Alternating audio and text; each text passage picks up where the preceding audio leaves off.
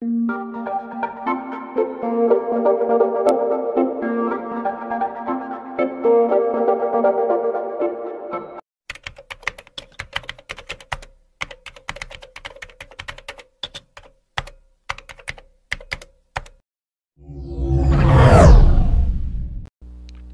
good to hear, but let me remind you what I've told you back then, na hindi po pwedeng magkaroon ng ugnayan ng empleyado sa kapwa-empleyado. Seryosong sabi nito sa kanya habang walang korap na nakatingin sa mga mata niya. Don't worry, hindi ko nakakalimutan yon. Hindi ko lalabagin ang rules ng restaurant mo. What do you mean? Takang tanong nito. Because after this team building, magre-resign na ako. Matatag na sabi niya.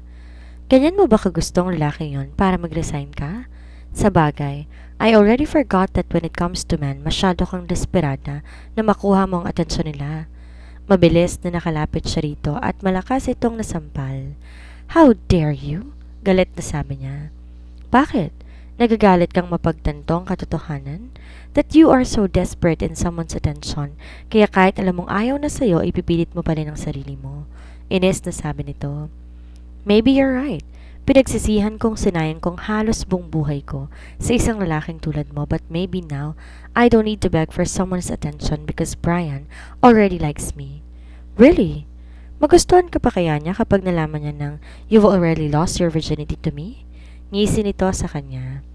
Agad siyang napatigil sa sinabi nito. At hindi mapigilan na mapaluha. Why are you doing this to me, Damian? Bakit ba ayaw mo ako maging masaya? Habang pinagpupukpok ito sa may dibdib. I hate you, Damian. I hate you. Galit na sabi niya. Agad siyang hinila ni Damian papasok sa kwarto nito. Jane, huwag kang gumawa na eksena. Galit na sabi nito nang ganap na may sara ang pintuan. Natatakot ka bang malaman ng mga empleyado mo kung gaano kasama yung ugali mo? Wala kang kasing sama.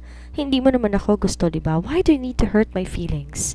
Kung di lang ako lasing ng mga panahon yon, hindi ko bibigyan sarili ko sa'yo. Mas mabuti pa siguro sa ibang lalaki. Wag lang sa walang pusong katulad mo. At malakas na hinila ang braso niya na hawak nito. Kung hindi pala sa akin, kanino? Kay Brian? Oo, kay... Hindi na niya natapos ang sasabihin nang kuyumusin siya nito ng halik. Marahas niya itong tinulak at sinampal. Hindi mo dapat hinahalikan ng babaeng pinandidirihan at kinasusuklaman mo. Get out! At galit nitong binuksan ang pinto at ipinagtulakan siya nito palabas.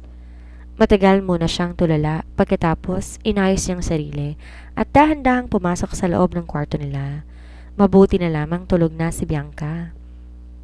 Mabilis siyang nagkulong sa banyo at doon umiyak ng umiyak. Last na to, Jane.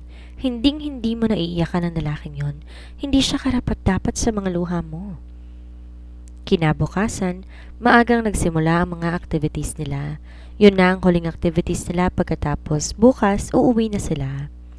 Nagsuot siya ng isang cute na sky blue strings two-piece bikini.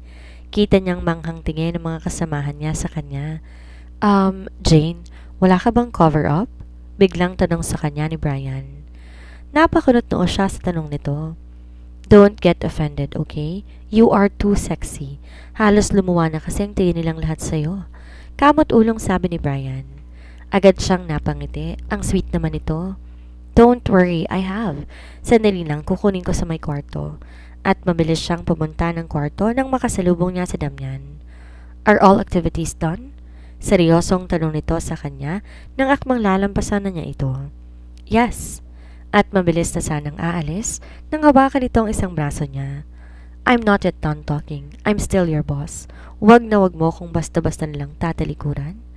Malalim siyang napabuntong hininga bago ulit nagsalita. I'm sorry, sir. Is there anything else that I can do for you? Sarcastic na sabi niya. Damn you, woman. Galit na sabi nito at mabilis siyang tinalikuran pagkatapos mabilis na umalis. Siya na may pumasok na rin ng kwarto at kinuha ang cover-up niya. Paglabas niya, nagulat siya na makita doon ang sexy na si Natasha, suot ang isang white two-piece bikini. Dahan-dahan siya naglakad papunta sa mga ito. Nasa cottage kasi sina Natasha, Brian at Damian. Oh, hi Jane! Bati sa kanya ni Natasha nang mapansin siya at makipagbeso-beso. Hello, ngiti naman niya rito. Wala siyang nakikitang anumang dahilan para magalit sa babae dahil mabait naman to sa kanya. I heard the good news and I'm happy for the both of you dahil binigyan mo ng pagkakataon tong torpe kong pinsan. Ngiting biro sa kanya ni Natasha. Agad naman siyang napangiti. Yes, I know that Brian is different from the other guys here and I believe that he's worth it. Yes, of course. Bilang na lang ang matitinong lalaki ngayong panahon na to and that includes Brian and Damian. At ngumiti ito paharap kay Damian. Mabilis namang hinapit ni Damian ang bewang ni Natasha. Agad siyang napatingin doon pero agad ding nag-iwas. Don't worry guys, hindi ko sasayangin ng pagkakataong ibinigay ni Jane sa akin. She's really worth it too. Ngiti rin ni Brian sa kanya. Let's go babe. I thought you wanna try to jet ski here. Baling naman ni Damian sa babae. Yeah, you can join us too. Baling nito kina Brian pero agad naman niya itong tinanggihan. Thank you pero natatakot kasi ako sa malalalim na tubig. Baka mahulog kasi ako. Paliwanag niya rito. Agad namang kinuha ni Brian ang isang kamay niya. Don't worry. Kahit mahulog ka, sasaluhin naman kita. Sabay ngiti nito sa kanya. Agad siyang pinamulahan ng muka at napayuko. Natasha, let's go. Daming arte. Ines na sabi ni Damian at hinila na nito si Natasha paalis. Agad silang nagkatinginan ni Brian. Kita niya ang seryosong tingin ni Brian sa kanya. What? Is he jealous? Malungkot na sabi nito.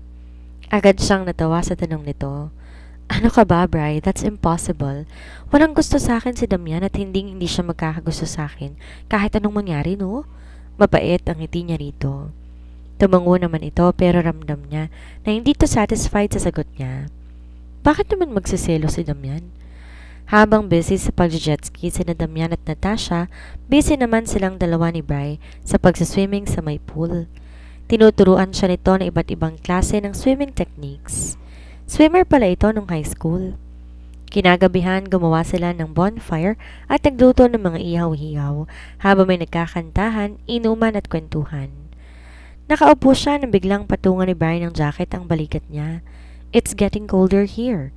Ngiti nito sa kanya. Thank you, Bri. Ngiti niya rito. Tinabihan siya nito sa pag-upo. Jane, can I ask you some personal question? It's up to you kung ayaw gusto mong sagutin. Oo naman, ano ba yun? I just want to know anong nagustuhan mo kay Damian? Seryosong tingin nito sa kanya. Agad namang napakunot ang noon niya. Bakit mo naman natanong yan? Wala, I just want to know. Baka pwede kong gawin para mas madali para sa'yo na magustuhan mo ko? Mapait ng ngiti nito.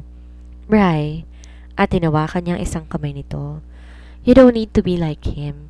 Gusto ko na maging totoo ka sa sarili mo. Kung ano ka talaga. Kung ano yung totoong ikaw. Naramdaman niyang pinisil nito ang kamay niya at ngumiti. I will, Jane. I will. Kinabukasan ng tanghali, umalis na rin sila. Sa van na siya sumakay kasama sina Brian at Bianca, habang sakay naman na sasakyan ni Damian, ang girlfriend nito na si Natasha. Mas pinili na lamang niya na matulog sa biyahe. Maghahapon na makabalik sila ng restaurant. Dahil wala siyang dalang kotse, inalok siya ni Brian na ito na lang maghahatid sa kanya pa uwi. Bye, cuz. Ingatan mo yung sa Jane, ha? Huwag mo siyang ililiko. Biro ni Natasha kay Brian. Crazy. Ngiting sabi lang ni Brian sa pinsan. Nang tingnan niya si Damian, mukhang aborito ito at inaya nang umalis si Natasha. Ilang sandali lang nakarating na rin sila sa bahay nila. Agad niyang tinanggal ang seatbelt. Bri, thank you sa paghatid. Ngiti niya rito. No problem, basta ikaw. Ngiti ni nito sa kanya. Sige, bababa na ako. Salamat ulit. Ngiti niya at takmang bababa na nang pigilan nito. Wala. Sige, mag-ingat ka. Ngiti nito. Mukhang nahihiya ito sa gustong sabihin. Agad naman siyang napangiti at mabilis na hinalikan to sa may isang pisngi at mabilis na bumaba. Kumaway pa siya rito nang makababa. Brian is a good man at alam niya hindi siya magsisisi sa desisyon niyang papasukin to sa buhay niya. Maybe this is a good start. Nang makauwi agad niyang hinanap ang mommy niya pero nalaman niyang nandun pala to kina Tita Diana sa mansyon ni Damian. Mabilis na siyang naghilamos at nahiga. Feeling niya pagod na pagod ang buong katawan niya kaya mabilis din siyang dinalaw ng antok. Nagising siya na mag-aalas 9 ng gabi nang nakaramdam ng gutom. Nasa may kusina siya nang biglang makita ron si Damian na nagkakape. "What are you doing here?" Gulat na tanong niya. "Iha, hinatid ako ni Damian dito sa bahay. Nalasiraan kasi yung driver natin eh. Ikaw na munang bahala sa kanya, ha? Sumakit kasi ang ulot ang mata ko sa pagmamadyong with our amigas." Biglang singit ng mommy niya nang pumasok ito sa loob ng kusina. "Iho, maiwan na kita rito sa anak ko, ha? Salamat sa paghatid." Ngiti ng mommy niya na mabilis na ring umalis. "Do you need anything else?" Malamig niyang tanong dito. Nawala na rin kasi ang gutom niya at gusto na lang niyang umakyat ulit ng kwarto niya. Nang hindi to umimik, akmasa na siyang aalis nang bigla siyang hinahin ito sa braso. "Isn't true that I'm still here, pero iiwan mo na ang bisita ninyo?" Agad niyang hinila ang braso ko. "Let me remind you, you are not my visitor. Ang mommy ang may bisita sa'yo, so if you will excuse me, inaantok na ako." At mabilis namang aalis nang hawakan na naman ito ang braso niya. "Are you avoiding me, Jane?" Agad siyang napabuga ng hangin sa bibig. "Oh, hindi ba? Ito naman ang gusto mo?" "You're avoiding me just because hindi ko kayang suklian ang pagmamahal mo? At dahil doon aalis ka sa restaurant, isn't it childish and immature?" Seryosong sabi nito. "Can you at least act mature and professional? Do not mix your personal issues to business. Hindi na tayo mga bata. Hindi ka pwedeng basta-basta na lang umalis dahil lamang sa mababaw na dahilan mo. If you really want to resign, then just wait for us to find another person to fill your position." Inis na sabi nito. "My decision is final." Matatag na sabi niya.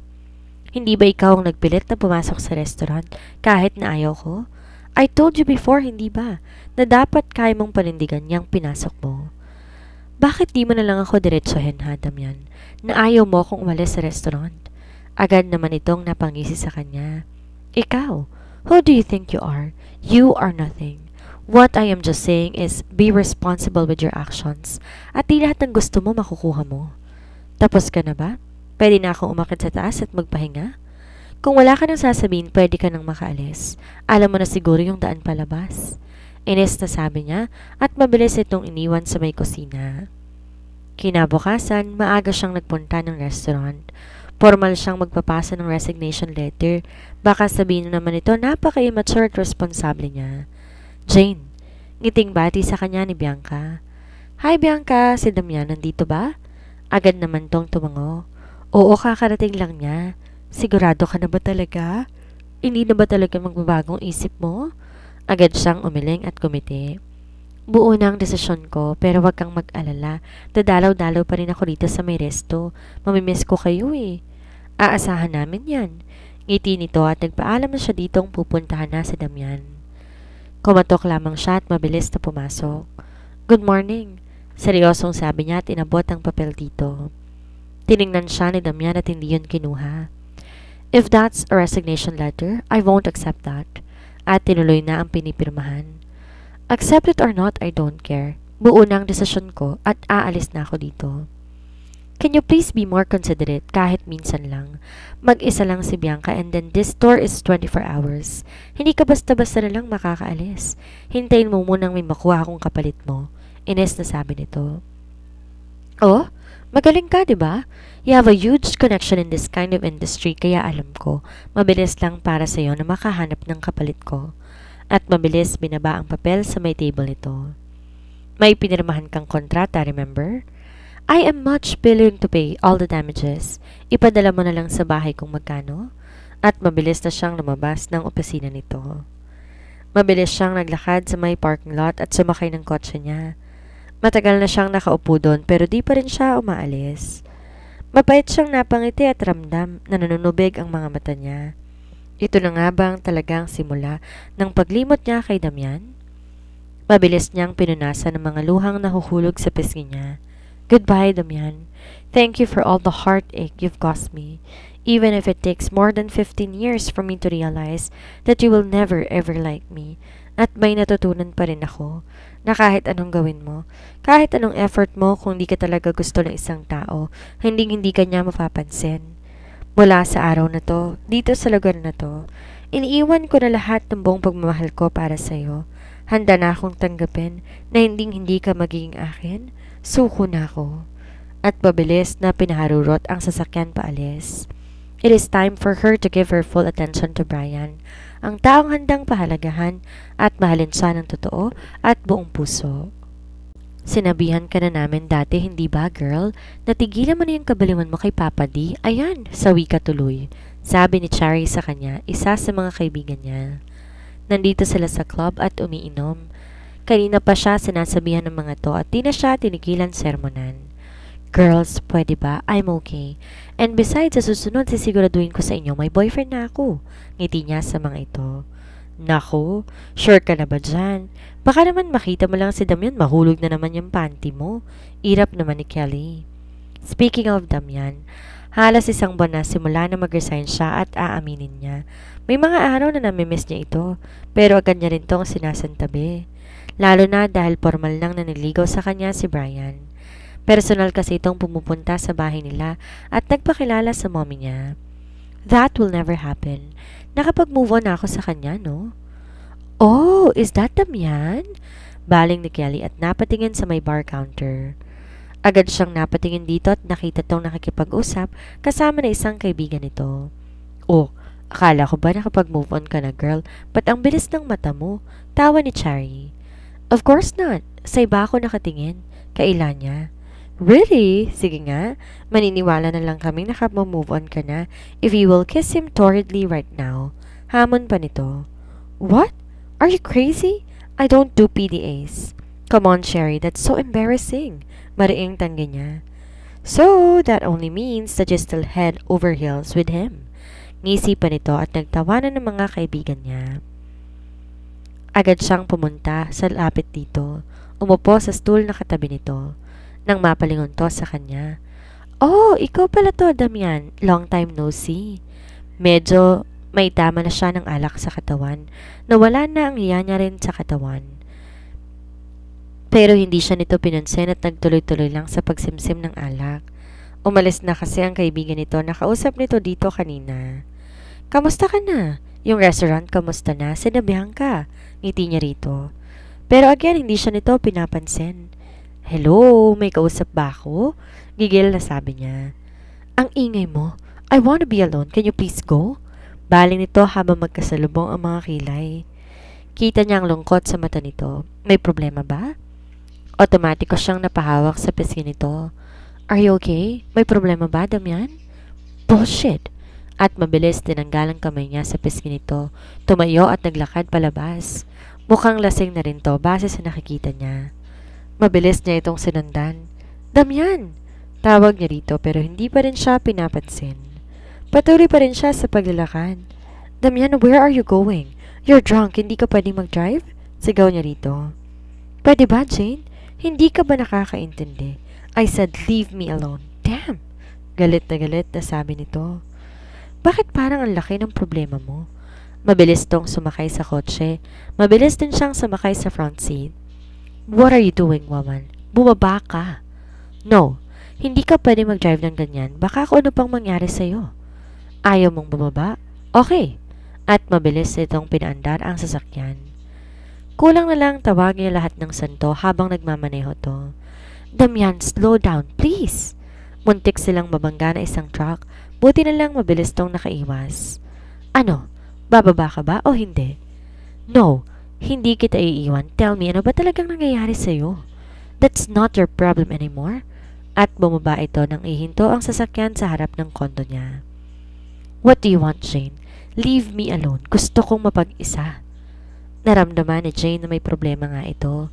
Alam niya wala na siya dapat pake, pero hindi niya pa rin mapigilan na mag-alala. Agad siyang umupo sa sofa na uupuan nito. Damian, kung may problema ka, I'm just here. I'm very much willing to listen as a friend. Seryosong sabi niya. I don't need you here, and just to remind you, we're not even friends. Hindi kita kailangan. All I need is Natasha, not you. At tinungga na naman ng hawak nitong alak. Agad siyang nakaramdam ng pamilyar na sakit, pero hindi inalintana. What happened? Nag-away ba kayo? Naghiwalay ba kayo? That will never happen. Galit na sabi nito. Damian, why do you love her so much? Seryoso niyang tanong dito. Simply because she is not you. Gustong magtubig ng mga mata niya. Do you hate me that much, Damian? Why? Isn't it obvious? Umalis ka na, I didn't want to see you again. At iniiwas niya ang tingin sa kanya. Tell me please, anong ginawa ko para magalit ka sa akin ng ganyan? Pero hindi siya nito pinapansin at binuksan na naman ng panibagong alak. Aayos lang ako dito pag sinabi mong dahilan, ba't galit na galit ka sa akin? Because you are annoying, you're selfish, a brat, an immature, irresponsible. Mula pa ng mga bata tayo, you're always like that. Feeling mo mapapaikot mo ko sa mga palad mo. I hate girls like you. Parang walang pangarap sa buhay. Nag-resign ka sa restaurant and yet up until now, wala ka pa ring trabaho. Mas gusto mo makipag-inuman kasama ng mga kaibigan mo. Naiirita na ako sa presensya mo. Sunod ka ng sunod kahit saan ako magpunta and that is a big turn off for me. I felt happy nang mawala ka sa buhay ko and now bumabalik ka na naman. Pwede ba? Tuluyan ka na lang mawala. Hayaan mo namang lalaki ang maghabol sa'yo. Wala ka na bang natitirang hiya dyan sa sarili mo? You are so cheap. I really hate everything about you. Inis na inis sasabi nito. Habang sinasabi nito yon, di na napigilan ng mga luha niyang pumatak. Nagiging marupok na naman siya. Nangako siya sa sariling kakalimutan na ito pero ito na naman siya. Walang kadala-dala. Damian, umiiyak na sabi niya. What? Magpapaawa ka na naman, gaya ng laging ginagawa mo kina mommy, para akong laging lumabas na masama? I hate your tactics, Jane. Hindi yan uubra sa akin. Agad siyang nakaramdam ng galit. Sumusobra na ito. Mabilis niyang kinuha ang alak nito at mabilis niya yung tinungga pagkatapos binato sa kung saan. Pagkatapos mabilis siyang sumampa dito at hinubad ang lahat ng suot niya. Kita niya ang gulat ng mga mata ni Damian. Am I not beautiful, Damian? Mariing sabi niya rito. Agad nag-iwas ng tingin sa kanyang lalaki. Kinuhang dalawang kamay nito at dinala sa magkabila ang dibdib niya. Are these two still not enough to capture your attention? Stop it, Jane. Hindi ako naaakit sa'yo. At iniiwas ng binata ang tingin sa kanya. Lalong sumakit ang pakiramdam niya. Bumaba ang dalawang palad nito sa maliit niyang bewang.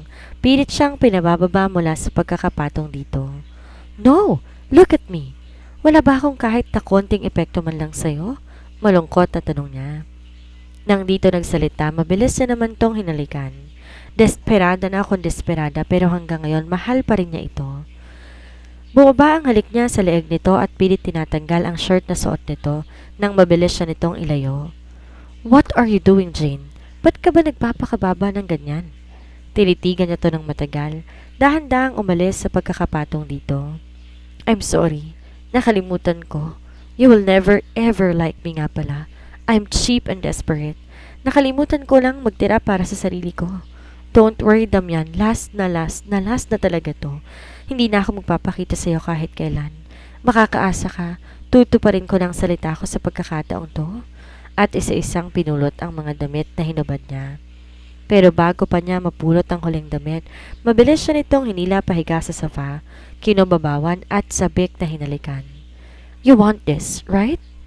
At mabilis niyang pinasok ang daliri nito sa pagkababae niya. Damian! Halos masabunutan niya na ito sa sensasyong nararamdaman.